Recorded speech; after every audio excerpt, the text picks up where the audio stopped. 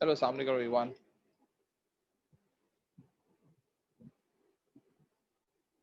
और अली, क्या आपको शाबाश लड़के, वेल डन। अच्छा जी, सो हमारी जनाब की क्लास आज फिर स्टार्ट हो चुकी है। हसनैन हैदर साहब कुछ कह रहे हैं, क्या कह रहे हैं? ठीक है। वालेकुम अस्सलाम, सलाम, खुश रहिए, खुश रहिए। अच्छा जी, आप में से पहले तो मुझे आप ये बताइए कि आप में से कितने लोग जो हैं वो इल्म यूनिवर्सिटी को यूज कर रहे हैं? इल्म यूनिवर्सिटी, हसनैन हैदर, गुड, जी, fine. So is it getting regularly updated? Yes, no?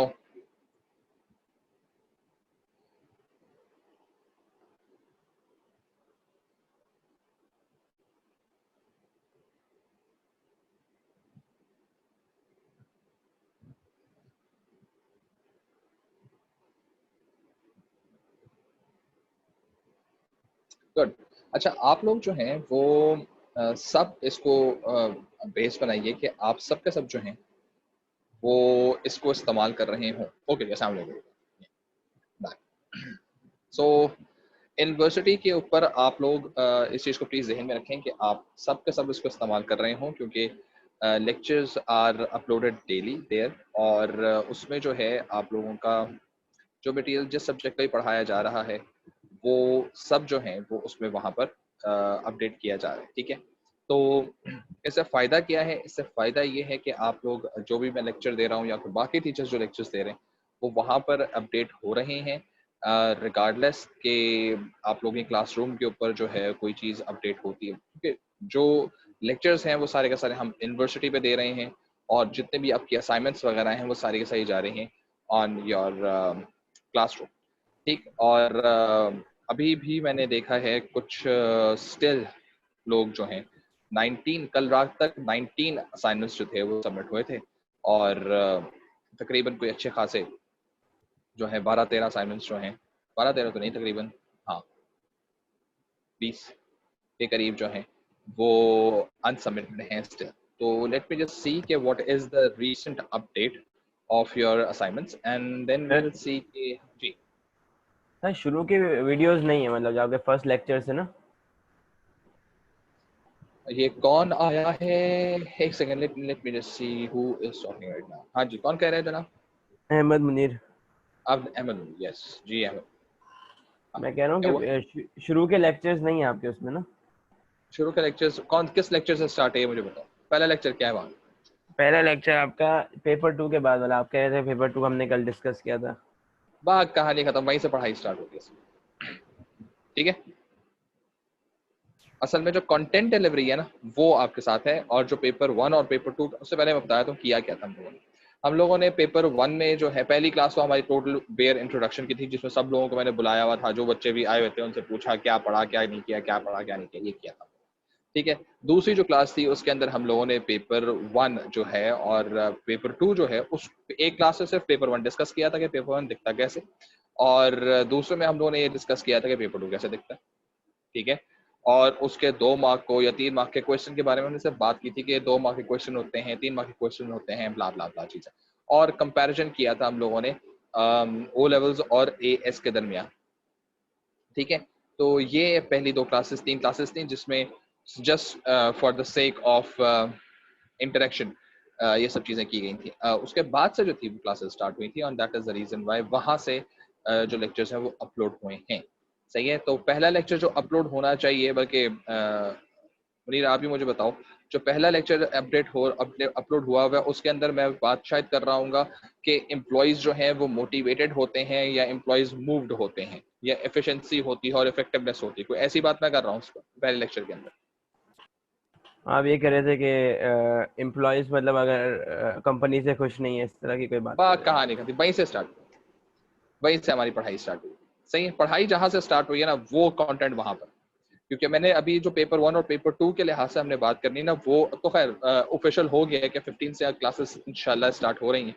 तो जब आप क्लास आएंगे तो फर्स्ट टाइम तो मैं फिर डेफिनेटली जो हम लोगों ने पेपर 1 और पेपर 2 के मतलब जो बात की, वे छोटी मोटी सी, वो हम एक दफा दोबारा देखेंगे, क्योंकि कुछ चीजें रिपीट करने की भी जरूरत है। ठीक है, तो प्लीज इस चीज को जहन में रखें कि आप लोग ये जो आपका यूनिवर्सिटी पे जो आप लोगों के लेक्चर्स हैं, ये मेरे सब्जेक्ट की बात नहीं कर रहा, बाकी भी कोई सब्जेक्ट आपका है, आपका अकाउंट्स है, आपका मैथ्स है, आपका इकोनॉमिक्स है, सोशियोलॉजी है, उर्दू है, कोई भी आपका सब्जेक्ट है, उन सब के लेक्चर्स वहां पर रिस्पेक्टिवली अपलोड हो रहे हैं जैसे जैसे आप लोग पढ़ रहे हैं। ठीक है, तो इसे 3 मार्क वाले क्वेश्चन पैटर्न बता दें। हाँ जी बिल्कुल, मैं बता दूंगा। आज आप लोगों का पैटर्न अपडेट हो जाएगा, तो उसको मैं थोड़ा सा पहले आप लोगों से डिस्कस करता हूँ कि 3 मार्क का पैटर्न होता क्या है।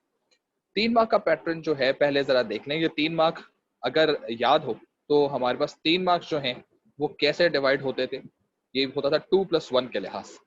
सही है, 2+1 का मतलब क्या है कि आपके पास 2 मार्क का आपने जो अभी आंसर असाइनमेंट के अंदर कंप्लीट किया है, उसके अंदर आपको 1 मार्क ऐड करना है। कैसे ऐड करना है अब वो आज मैं बता देता हूँ आपको। 2 मार्क कैसे लेते थे हम? 2 मार्क लेते थे हम लोग कि हम लोग डिफाइन करते थे और हम लोग एग्जाम्पल।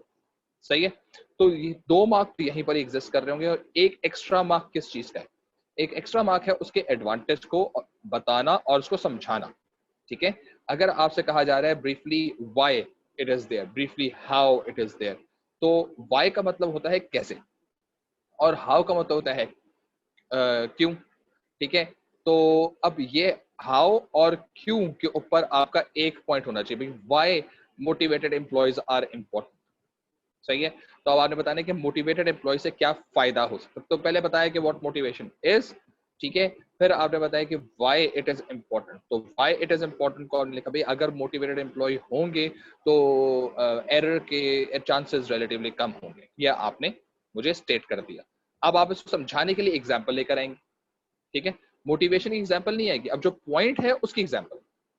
3 मार्क्स के अंदर पहले आपने डेफिनेशन लिखी जिस टर्म के आगे पीछे क्वेश्चन घूम रहा है, दूसरा आपने उसका हाउ और वाई का एक अदद आंसर किया।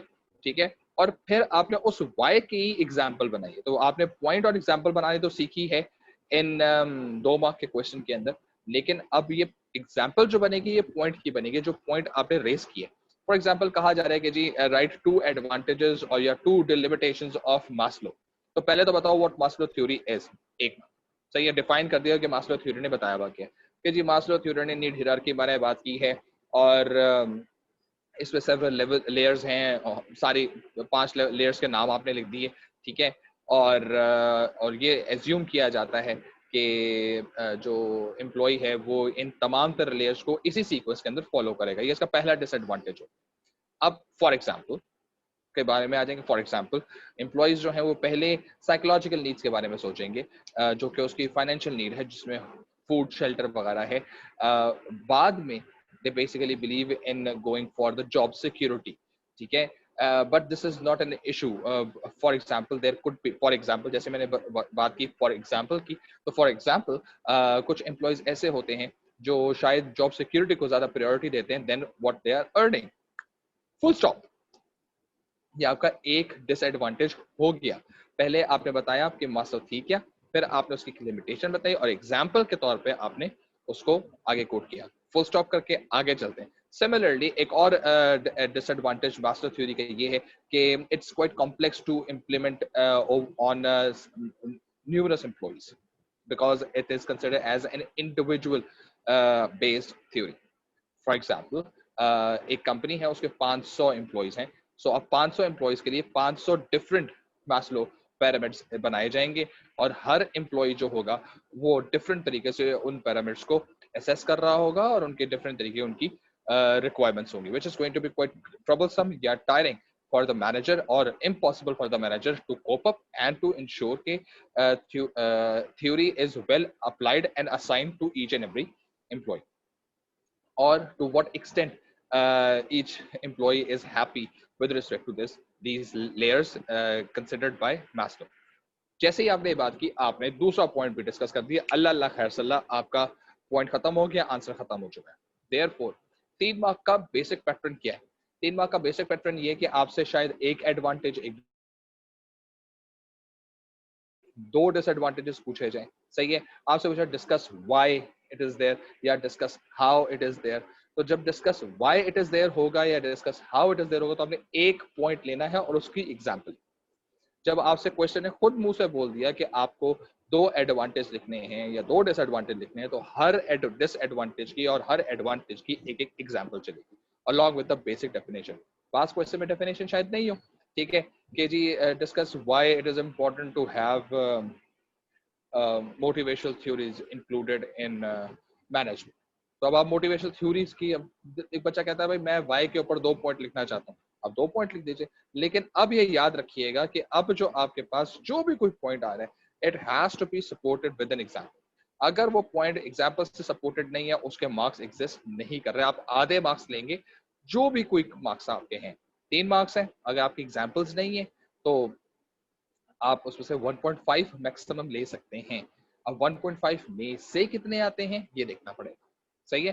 तो ये ज़हन में रखें। अच्छा, दूसरी बात क्या है कि ये एग्जांपल्स जो हैं किसी रियल लाइफ एग्जांपल की, किसी रियल लाइफ बिजनेस की हो सकती हैं, पॉसिबल है।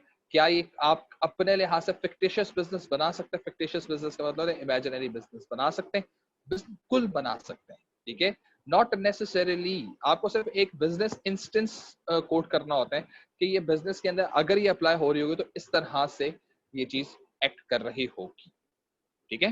तो ये जहन में रखें कि आपने डिफाइन करना है, जो पॉइंट आपने लिखा है वो पॉइंट आपने लेना है, और फिर आपने उस पॉइंट की आपने एग्जाम्पल बनानी। तो ये आपका असल में हो जाएगा 3 मार्क का कोर्स, ठीक है।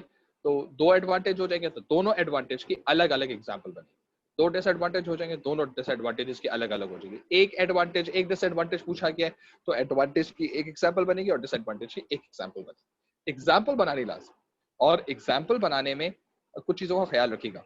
पहली बात जो है एग्जाम्पल बनाने में, आप बिजनेस का नाम लेना चाहते हैं तो फिर सच्चा सही बिजनेस होना चाहिए, सही है। अगर आप बिजनेस का नाम लेना चाहते हैं, ठीक है, कि जी कोका कोला फॉर एग्जाम्पल, या पेप्सी फॉर एग्जाम्पल, या माइक्रोसॉफ्ट फॉर एग्जाम्पल, तो अब ये माइक्रोसॉफ्ट का सिर्फ नाम नहीं लिखना, आपने समझाना भी है भाई क्या होता है, ठीक है ना।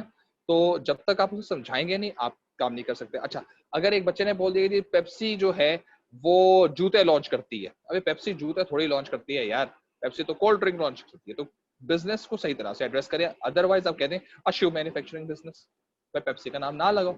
इतना ही मुश्किल हो रहा है कि पेप्सी जूते बनाता है या नहीं बनाता, तो या तो सर्विस का नाम ले लो, या बाटा का नाम ले लो, या कैट का नाम ले लो, या किसी जूते बनाने वाली कंपनी का नाम ले लो। अगर लेना भी बिजनेस का नाम ही है तो सही बिजनेस का नाम लो, ठीक है। अदरवाइज कह दो ये शू मैन्युफैक्चरर है फॉर एग्जाम्पल, या कार मैन्युफैक्चरर है फॉर एग्जाम्पल, या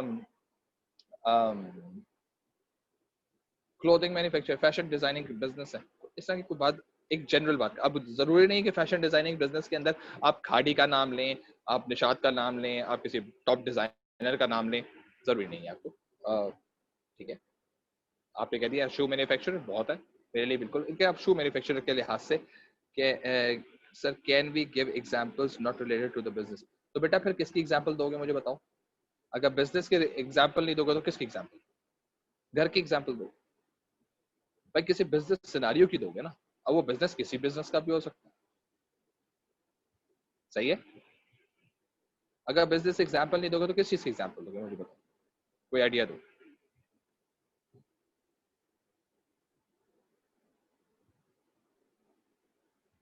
मेक सेंस, यहाँ तक चीज समझ आती है, क्लियर है।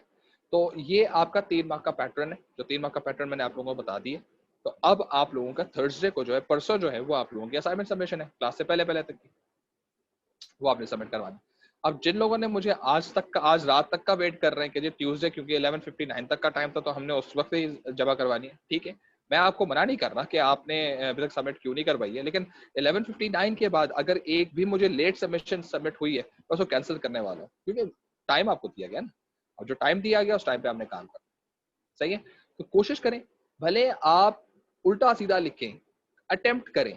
मैं कहता हूं अगर आप लोगों को नहीं भी आता है आप फिर भी कोशिश करें अटेम्प्ट करने की, लिखने की कोशिश करें। भाई इतने बड़े घोड़े तो हो गए हो ना कि पेन पकड़ा जाता है, पेन पकड़ा जाता है नहीं पकड़ा जाता, पेन पकड़ा जाता है ना। अब पेन तो पकड़ लिया, अब आज तक जिंदगी के अंदर आंसर्स तो लिखे ना, भले साइंस के लिखे, भले पाकिस्तान स्टडीज के लिखे, भले आपने इस्लामियत लिखे, लिखे तो है ना, ठीक है। कोशिश तो करो लिखने की, कुछ भी लिखो, कुछ भी लिखो, सही है। आंसर करने की कोशिश करो, ठीक है। जब तक कोशिश नहीं करोगे, अगर आप ये कह रहे हो कि जी मैं आपको पक्के पक्का खाने देना शुरू कर दूं, मैं आपको सैंपल आंसर्स देना शुरू कर दूं और ये करना शुरू कर दूं, फिर तो हो गया काम, फिर मैं पढ़ाता नहीं, बस सैंपल ही आंसर करवाता रहूंगा। क्योंकि ये याद रखें कि जो क्वेश्चंस पेपर में आ चुके हैं उन क्वेश्चंस का दोबारा आने का चांसेस बहुत या ना होने के बराबर है। सही है सर? कुछ भी मतलब, हाँ चुप, यार सीधी सीधी बात है, जो क्वेश्चन पूछा है उसके आसपास की चीज लिखोगे ना। अब कुछ भी लिखने का मतलब ये मैं पूछ रहा हूँ भाई, give one advantage of room theory for example, सही है, आपने उठा के लिख दिया कि बिरयानी की रेसिपी क्या है। तो भाई बात तो थोड़ी सी कर लो कम से कम। अगर आप ये कहते हो कि जी हमने लेक्चर नहीं लिया, लेक्चर यूनिवर्सिटी पे अपलोडेड है, ठीक है, आप ये कहते हो सर मुझे जो है वो चीज समझ,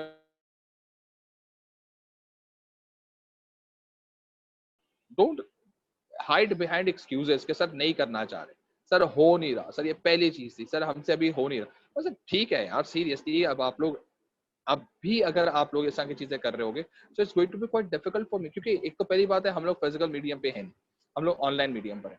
तो पढ़ने का या रिपीटेशन का या सब चीजों का अभी आपके पास चांस है। मतलब यूनिवर्सिटी पे आप 50,000 दफा एक चीज देख सकते हो, सही है, वो सारे लेक्चर्स आप लोगों के साथ डिस्कस है, कितनी डिटेल में बात की गई है, सारी चीजें उसमें आपके पास है, देख लें, पढ़ लें, सुन लें, हो जाएगा काम।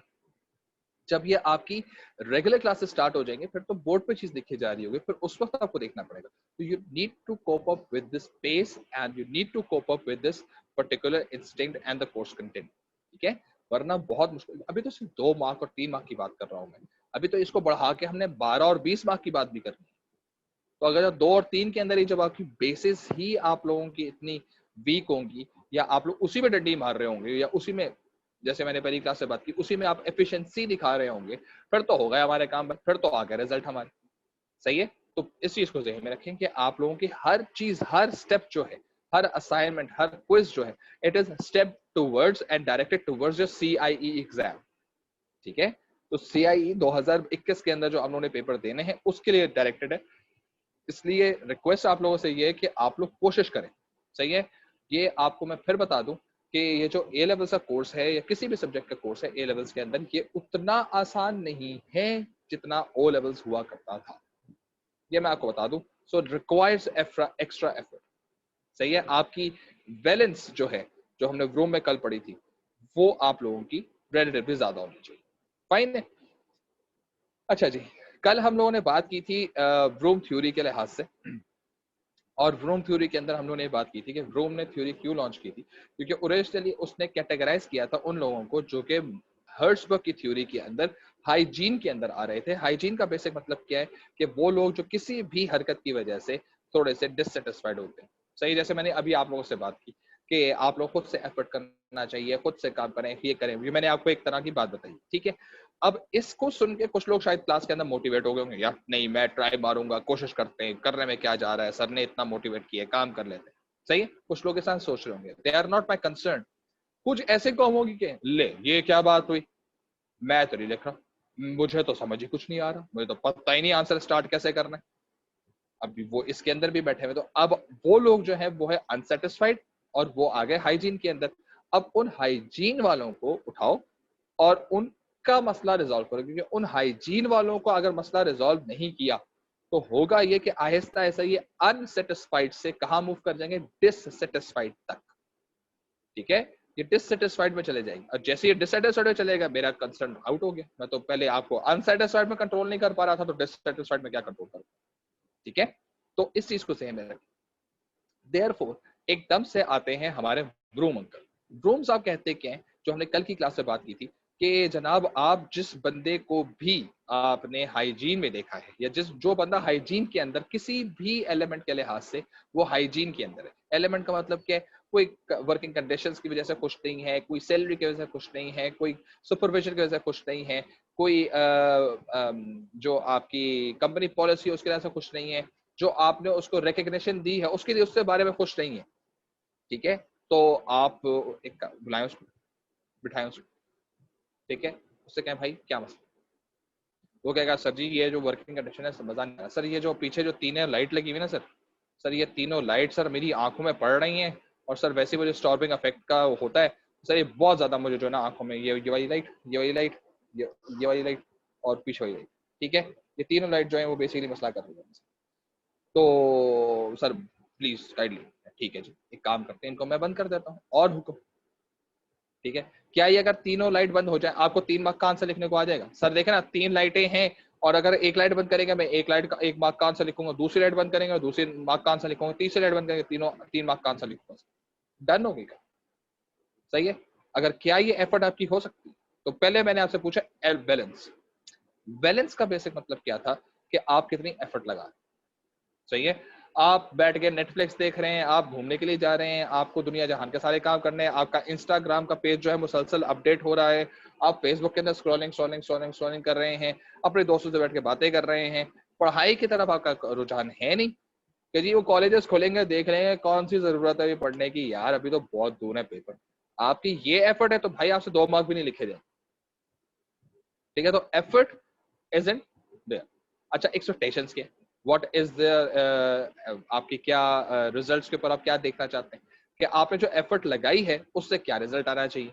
अब आपने क्योंकि जिंदगी भर कभी सोचा नहीं खुद से, हर चीज आपको प्लेट में हलवे के तौर पे मिली है, तो आपको तो यही याद आता है कि सर ने जब तक मुझे सैंपल आंसर नहीं देंगे, इधर सर ने मुझे एक्यूज करना है, वहां मैंने बोलना है कि सर आपने सैंपल आंसर तो दिया है।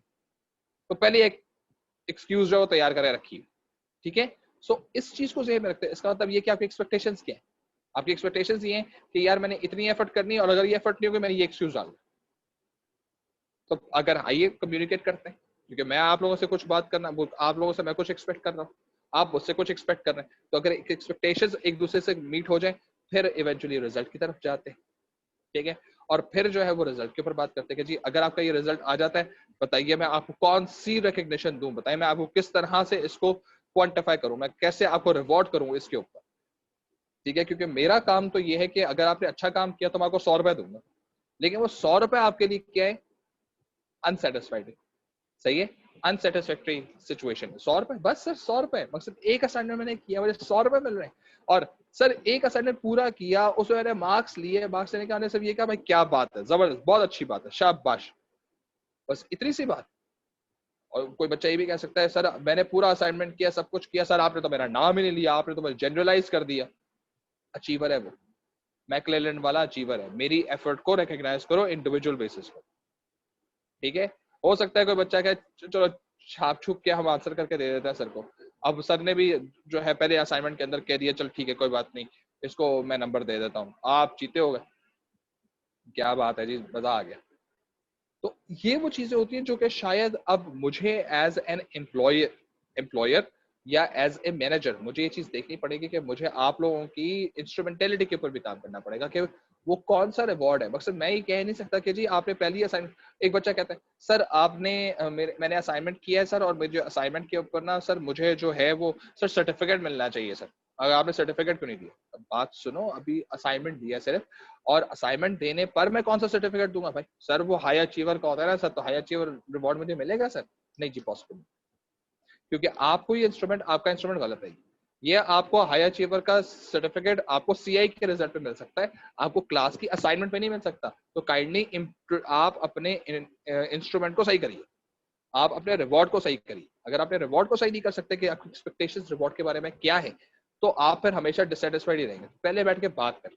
मीनिंग, वेलिस ने कहा, या व्रूम ने कहा कि आपको हाइजीन फैक्टर खत्म करने के लिए एक्सपेक्टेंसी थ्योरी लगानी है, और जो जो जिस जिस फैक्टर पर, सही है, जिस जिस फैक्टर पर हाइजीन पे आ रहा है उससे बैठ के इंडिविजुअली बात करो, और बात करोगे तो उस पर फिर उसकी वी यानी बैलेंस कितनी एफर्ट को लगा रहे हैं, ई यानी एक्सपेक्टेशंस, उसकी उस एफर्ट से क्या एक्सपेक्टेशंस है, क्या रिजल्ट्स वो चाह रहा है, और अगर वो रिजल्ट्स अचीव हो जाते हैं तो वो क्या इंस्ट्रूमेंट लेना चाहते हैं। इन तीनों के ऊपर अपना पॉइंट ऑफ व्यू भी उसके सामने रखो, एम्प्लॉय के सामने रखो, और एम्प्लॉय को पॉइंट ऑफ व्यू भी अपने सामने लेकर आओ, और फिर बैठ के इस पर निगोशिएशन करो, ताकि जो एफर्ट मैं चाहता हूं मोरलेस वैसी एफर्ट मेरा एम्प्लॉय करे, जो रिजल्ट मेरा एक्सपेक्टेड रिजल्ट एम्प्लॉय सोच रहा है उस पर मैं अपने आप को जस्टिफाइड समझ सकूं कि हाँ ये ठीक है, ये वाला यही ऑर्डर जो है या ये जो रिजल्ट है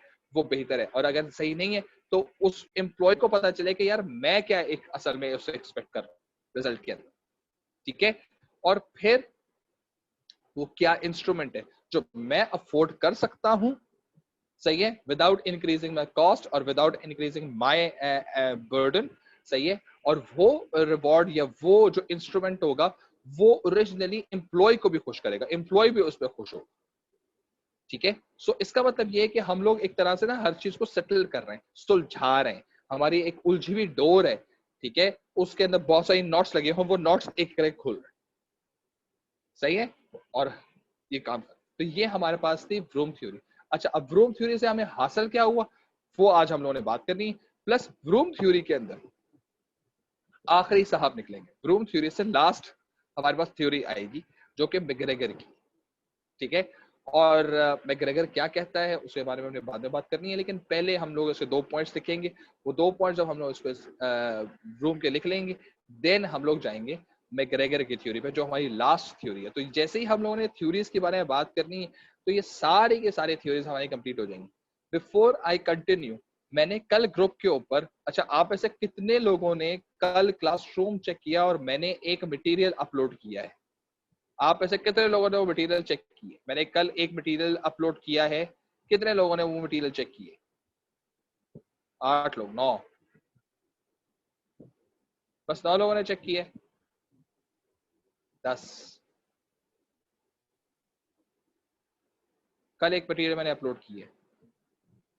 अच्छा, क्या मुझे कोई बता सकता है वैसे जिन्होंने चेक किया है उनमें से कोई एक बच्चा मुझे बताए वो मटेरियल क्या है?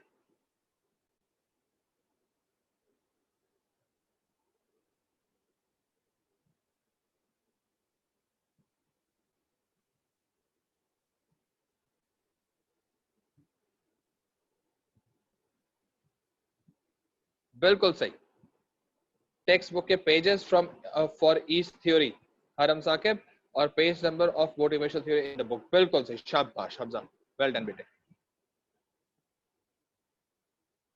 थ्योरी के पेज नंबर्स, बिल्कुल सही, यही चीज है, जबरदस्त, क्या बात, सही है। तो मेरी तरफ से वो काम हो गया, मैंने आपको समझा सारी थ्योरीज दी, सही है। मैंने आपको बुक में से, अच्छा वो सारी जो थ्योरीज मैंने समझाई वो सारी के सारी रिकॉर्डेड भी यूनिवर्सिटी में पढ़ी हुई है।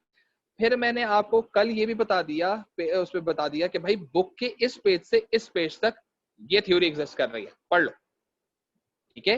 तो मकसद ये सब चीजें आपके सामने रख दी, and now what you have to just retrieve information from there।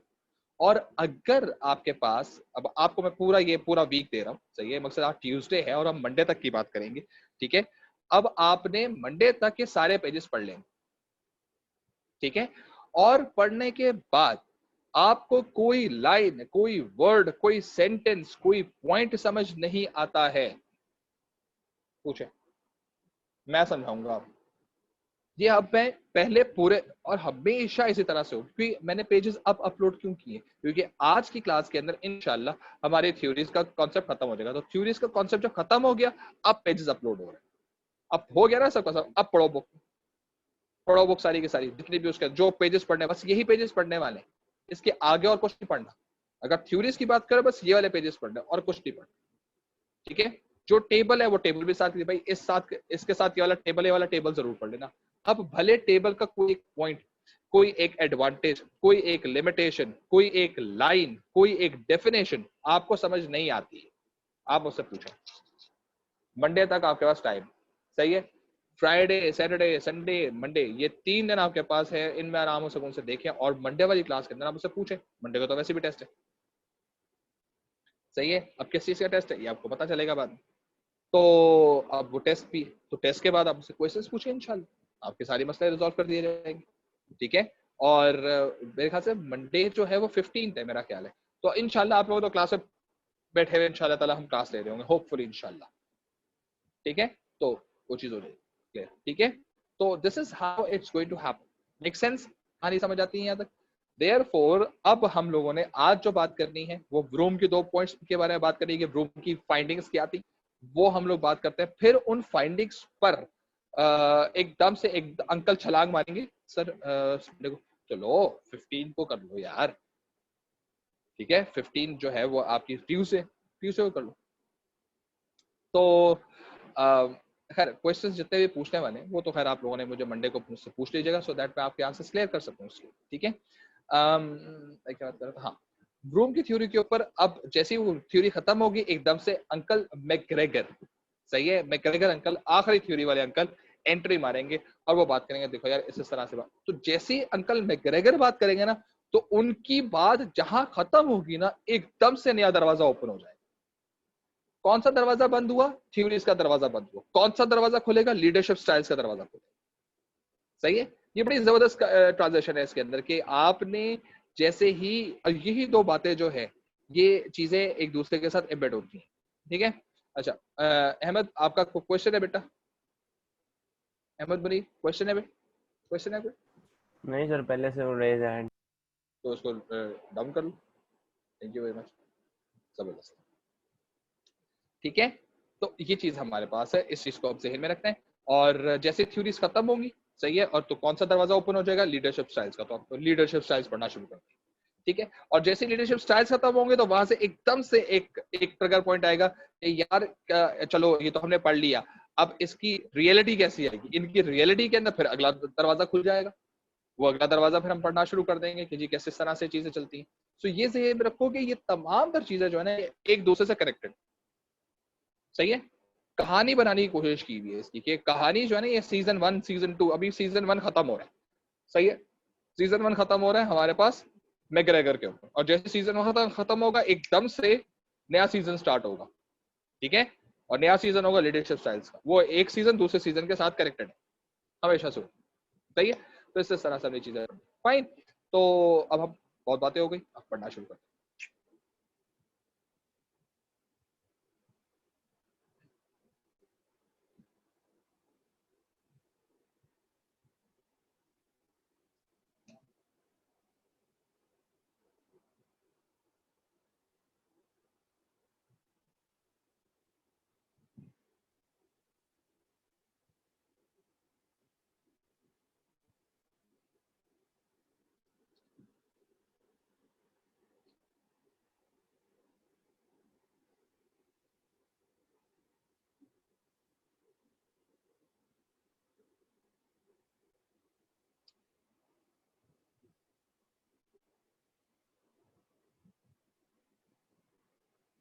Okay, so here we were, और जो हमने लास्ट लास्ट में बात कंप्लीट की थी। ठीक है, अब जो इसकी दो बातें थी वो दो बातें हम लोग कंप्लीट कर लेते हैं और फिर हम लोग मूव करते हैं टुवर्ड्स द नेक्स्ट थिंग। और ये हम लोगों ने लिखा था कि बैलेंस एक्सपेक्टेशन इंस्ट्रूमेंटेलिटी हमारे पास थी। जो चोर की सजा वो मेरी सजा वाली कहानी हम लोगों ने लिखी थी, रिमेंबर दैट? ठीक है जी। सो अब हमारे पास दो जो पॉइंट्स हम लोगों ने लिखे हैं वो हम लोग नोट पॉइंट लिख रहे हैं ऑफ व्रूम थ्योरी।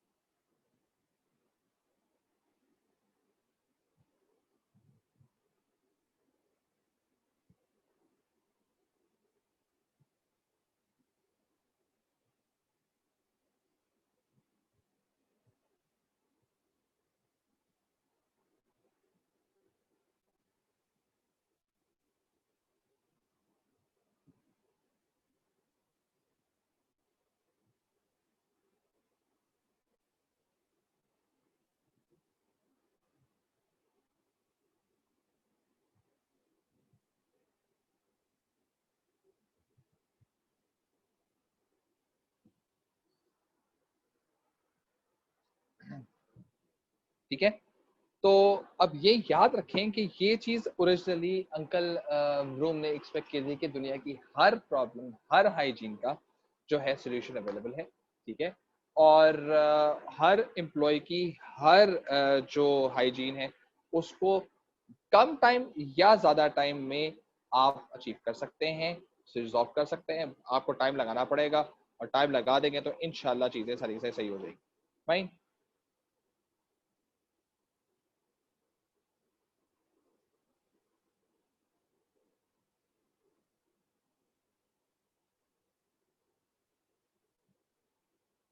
ठीक है जी।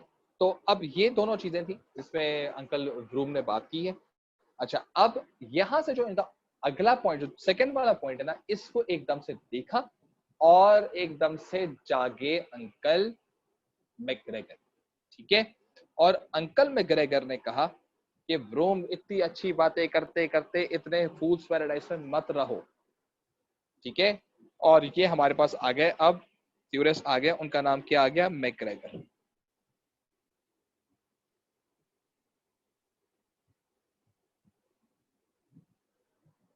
सही है। उसने कहा बात सुनो यार, देखो अच्छी बातें करते हो, अच्छे बंदे हो, शरीफ इंसान हो, तुमने हर एक को अपने जैसा शरीफ समझा हुआ है, ऐसा होता थोड़ी है यार। देखो जैसी मैं बात करने वाला हूँ ऐसी बात करने वाला हूँ जैसी बात मैक्लेलैंड ने की थी, ठीक है। मैक्लेलैंड ने कहा था 3 तरह के लोग, ठीक है। अचीवर होते हैं, एफिलिएट होते हैं और लीडर होते हैं, ठीक है। कह रहे हैं मैं मोरलेस वैसी बात करने वाला हूँ, लेकिन मैं इसको बात को डिफरेंट तरीके से करूंगा। मैं कहता हूँ 2 तरह के लोग।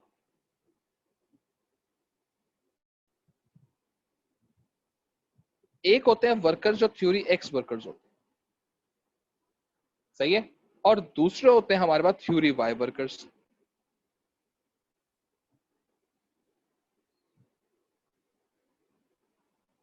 सही है। असल में मैकग्रेगर ने ब्रूम की थ्योरी को निगेट नहीं किया, उसको थोड़ा सा और जो है उसको थोड़ी सी और जो है डिस्क्राइब, ठीक है। उससे कहा, देखो यार तुम्हारी बात बिल्कुल सही है कि कोई भी कंपनी की पॉलिसी आती है तो उससे कुछ लोग खुश हो जाते हैं, कुछ लोग हाइजीन ढूंढते हैं। जो हाइजीन ढूंढते हैं उनका मसला रिजॉल्व करना चाहिए। सो हर्ष वक्त तुम भी बात सही कहते थे, हाइजीन को कैसे सॉल्व करना है ब्रो, मुझे तुम्हारा सोल्यूशन पसंद आया। लेकिन ब्रो बात पता है कि हर बंदा एक जैसा नहीं होता, सही है। और जब हर बंदा एक जैसा नहीं होता इसका मतलब हर बंदे को एक तरह से हैंडल नहीं किया जा सकता। इसलिए मेरा ये ख्याल है कि 2 तरह के वर्कर्स होते हैं, और इनमें जरा ख्याल रख लेना कि किस तरह के वर्कर पे तुम्हें अपना टाइम वेस्ट करना चाहिए। क्योंकि इसकी जो ये वाली बातें थी ना, दूसरे वाले पॉइंट में जो उसने बात की थी कि no matter how long it takes,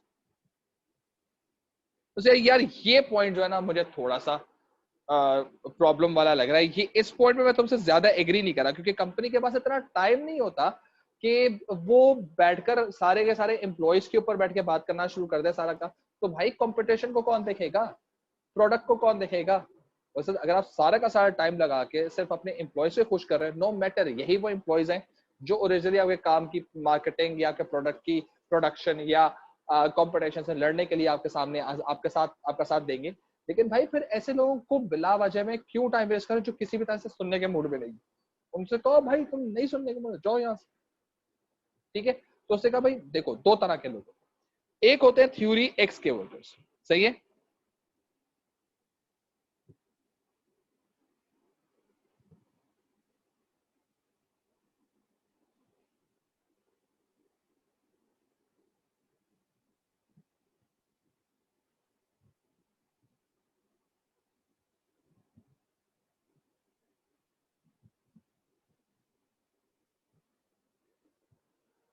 सही है।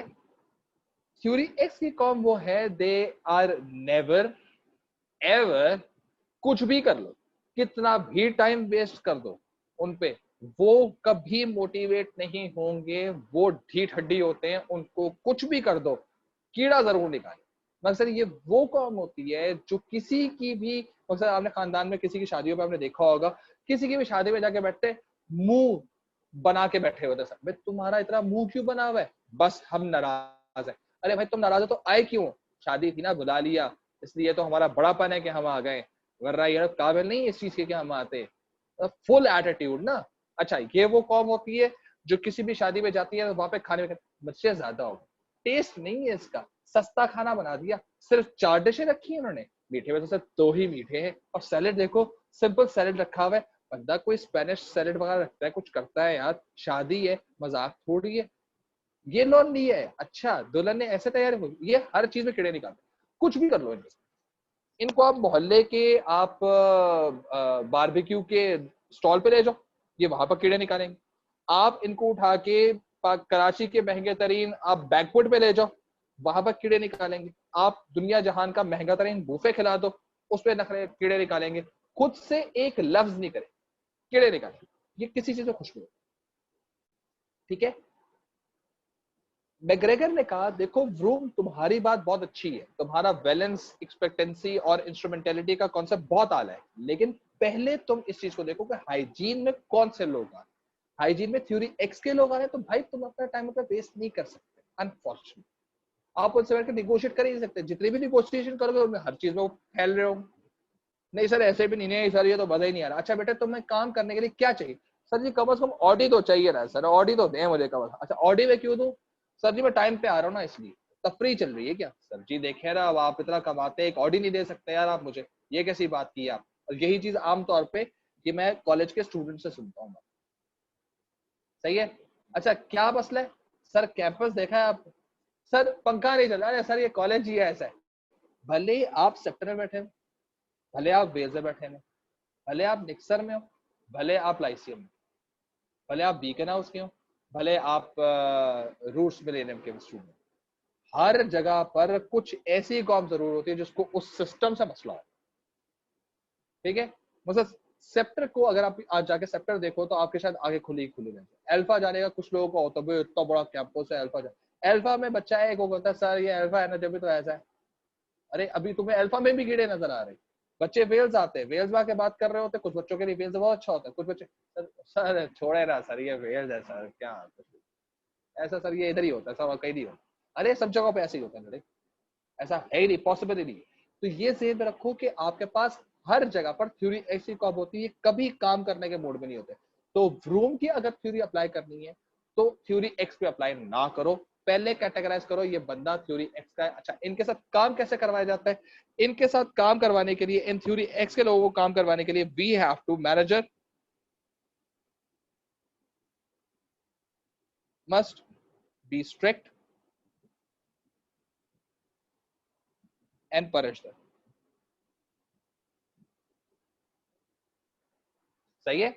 ये होती है, ये बाकायदा पनिशमेंट के थ्रू, थ्रेट के थ्रू चलते हैं। हर 2 मिनट बाद इनको मोटिवेट ही करना होता है, इनकी सुननी नहीं होती। इनको मूड कैटेगरी में ही रखना होता है और थ्रेट कर करके इनसे काम करवाना पड़ता है। सही है। On the contrary theory Y के लोग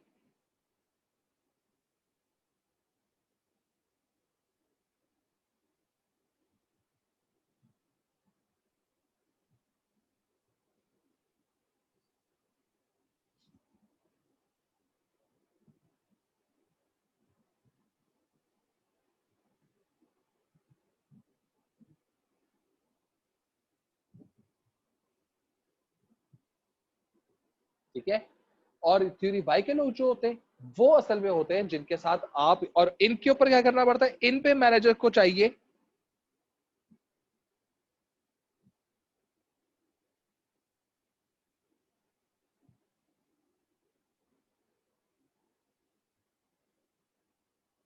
शुड अप्लाई रूम थ्योरी। ठीक है।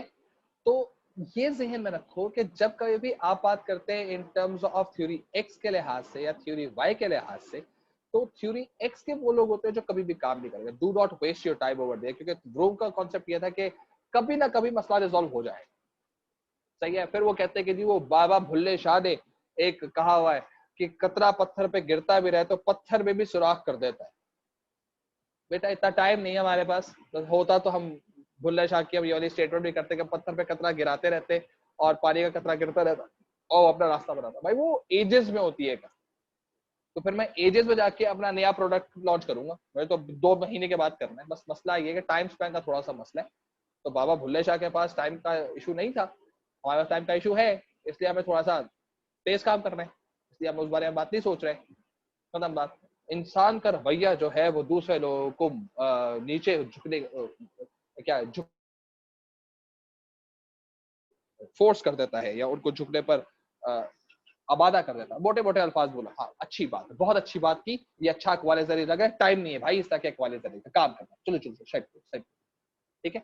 तो ये कॉन्सेप्ट सारा का सारा आता है जिसमें हम लोग कहते हैं कि शायद this is going to be a question mark situation, ठीक है। सो थ्योरी एक्स और थ्योरी वाई के लोगों बिल्कुल आप सही है। सो आप में से, अब मैं क्लास में से पूछ रहा हूं, आप में से कितने लोग ऐसे हैं जो समझते हैं कि हम थ्योरी एक्स वाले लोग हैं, सॉरी थ्योरी वाई वाले लोग हैं। हम पढ़ने में अगर हमें थोड़ी सी मोटिवेशन दी जाए तो हम पढ़ना स्टार्ट कर देंगे, सही है। कुछ तो ऐसे जो खुद से पढ़ रहे हैं ना, वो तो बिल्कुल सही है, वो तो पढ़ रहे हैं। अब थोड़ी सी सही तरीके की मोटिवेशन मुझे मिल जाए तो हम पढ़ने के लिए तैयार है। कोई कितने लोग ऐसे हैं जो अपने को कहते हैं कि हम थ्योरी वाई वाले लोग हैं? Raise your hand.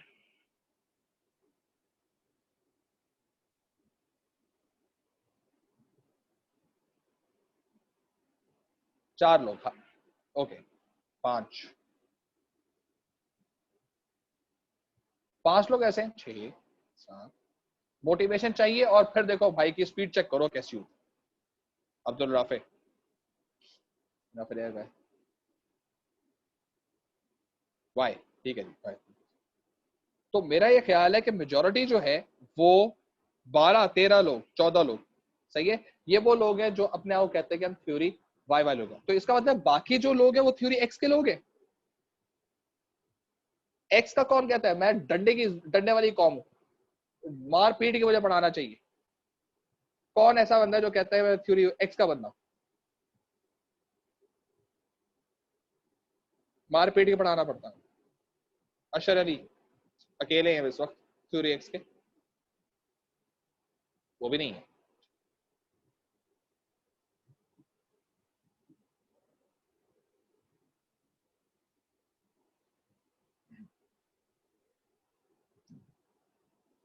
Theory x का कोई नहीं,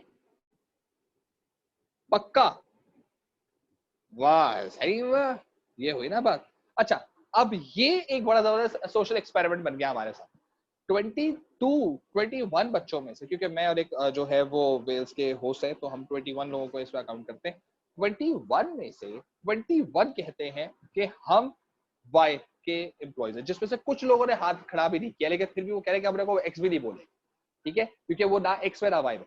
यही कॉन्सेप्ट है जो ओरिजिनली कंपनी में आता है। मेरे पास टोटल 21 एम्प्लॉयज हैं और लाजमी है कि इस क्लास के अंदर भी कोई ऐसी कॉम जरूर होगी जो थ्योरी एक्स की होगी, लेकिन वो अपने आप को कभी थ्योरी एक्स कहेगा नहीं, क्योंकि कौन चाहता है पिटना यार, कौन चाहता है पनिशमेंट, सही है। और यही सबसे बड़ा प्रॉब्लम है जिसके ऊपर अब बात आने वाली, ठीक है। मीनिंग, चलें जी, अब आप लोगों से जल्दी जल्दी से क्वेश्चन हो।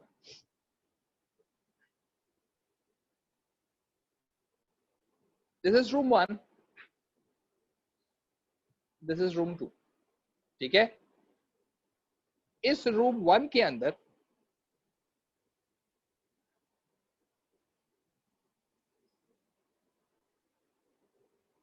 X X X Y Y X, ठीक है। टोटल कितने लोग हैं इसके अंदर? 6 एम्प्लॉइज, ठीक है। कितने एक्स है? 4 एक्स है, और कितने वाई है? 2 वाई, ठीक है जी।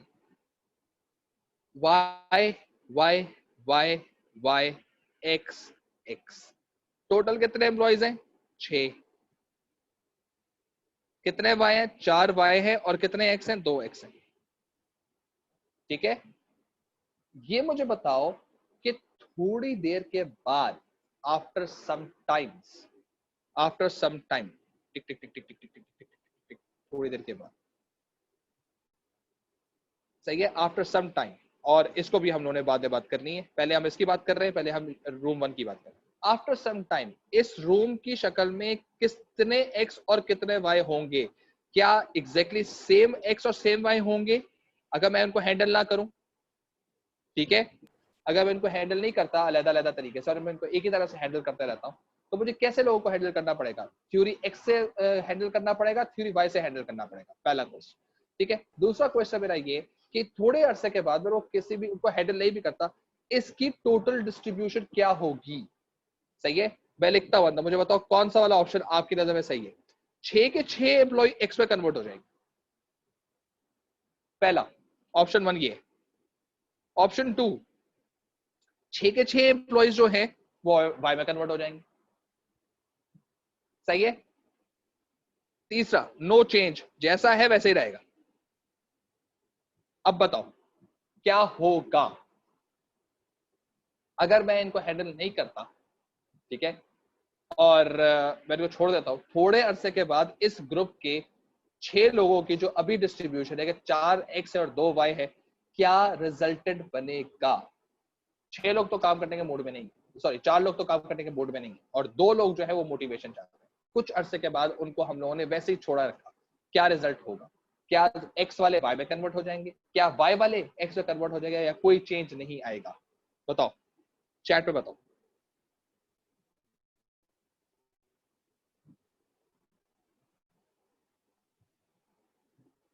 जनाब बेहतरीन, ऑप्शन 1, सबके सब कैसे कन्वर्ट हो जाएंगे? सही है, सबके सब कन्वर्ट हो जाएंगे आपके एक्स के अंदर। सही है, सो ये आपका आंसर बिल्कुल सही है, शाबाश। अच्छा जी, अब यहां पर आ जाओ। ठीक है, अब इसके अंदर फिर वही कहानी आ रही, मैं जी इनको हैंडल नहीं करता कुछ अर्से तक। ठीक है, तो पहला ऑप्शन आपके पास ये है कि क्या सारे के सारे एक्स में कन्वर्ट हो जाएंगे, क्या सारे के सारे वाई में कन्वर्ट हो जाएंगे, या 3 देयर इज नो चेंज, इनको हैंडल नहीं करता, क्या होगा? अब इस वाली की बात हो रही है, रूम 2 की बात हो रही है।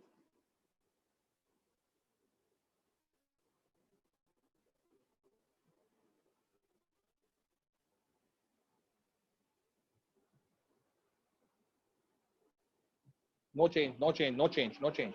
वाह वाह वाह वाह वाह। बात सुनो अब्दुल राफे, अब्दुल राफे, ये आपने रूम 1 के लिए आंसर लिखा, रूम 2 के लिए आंसर लिखा था? ये जो आपने 1 लिखा हुआ है, रूम 1 और ये रूम 2?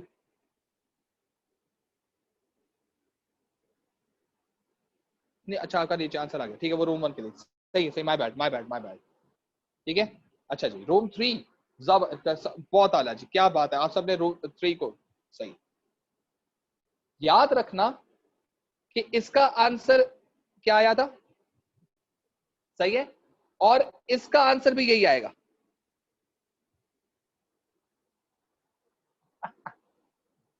इसका आंसर भी ये आएगा, क्योंकि ये जो है ना एक्स लोग, ये जो एक्स लोग हैं, these are considered as CANCER, cancer. Cancer फैलता है, ठीक है, ये कैंसर की तरह के लोग। कैंसर जोडियक की बात नहीं कर रहा, कैंसर डिजीज की बात करिए, कैंसर है, थोड़ा सा भी रहेगा सबको ट्रिक है। क्यों? वाई वाले मेहनत करते हैं, मेहनत करके रिजल्ट हासिल करते हैं, ये एक्स वाले हड हराम। सही है, ये है अच्छे बच्चे। सही है, ये है आपके अच्छे बच्चे, और ये हैं आपके हड हराम कौन? सही है, अब जो आपके हड हराम बैठे हुए हैं सारे के सारे, वो तो काम कर नहीं रहे, लेकिन उनको भी वही मोटिवेशन मिल रही है जो काम करने वाले को मिल रही है। इन्होंने तो पकड़ के टॉल करना शुरू कर देना है वाई वालों। वाई वाले मेहनत कर रहे हैं, सुबह टाइम पे आ रहे हैं, टाइम पे जा रहे हैं, काम कर रहे हैं, असाइनमेंट्स कर रहे हैं, क्विज कर रहे हैं, सब कुछ कर रहे हैं, और फिर 10 में 10 लेकर आ रहे हैं। एक बच्चा पढ़ता ही नहीं है, कुछ नहीं करता, क्लास में भी टाइम पे नहीं आता, बातें भी करता रहे, जब वो क्विज करता है और कुछ देता भी नहीं है, लेकिन फिर भी क्योंकि मार्क्स को फैब्रिकेट करना होता है, फैब्रिकेशन उसके 10 में से 10 आ गए।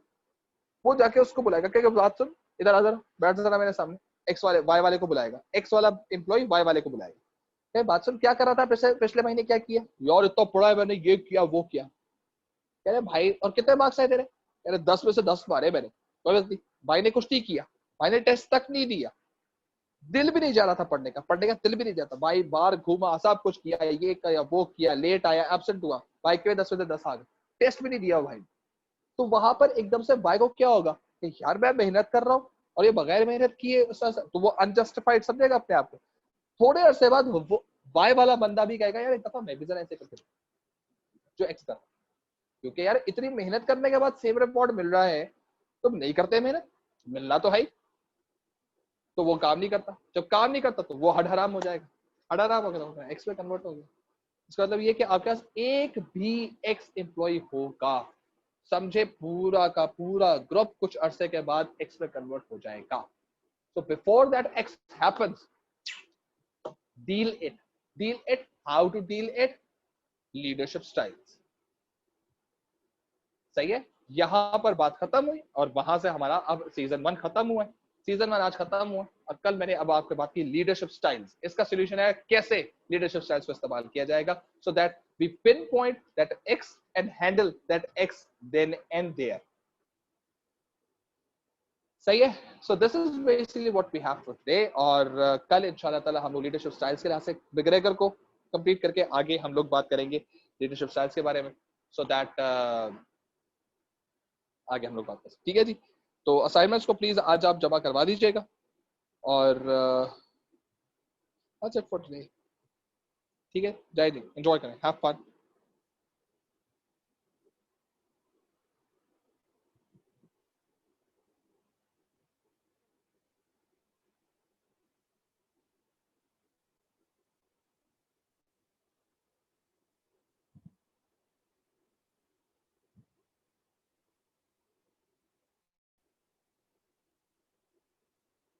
स्क्रीनशॉट ले लें।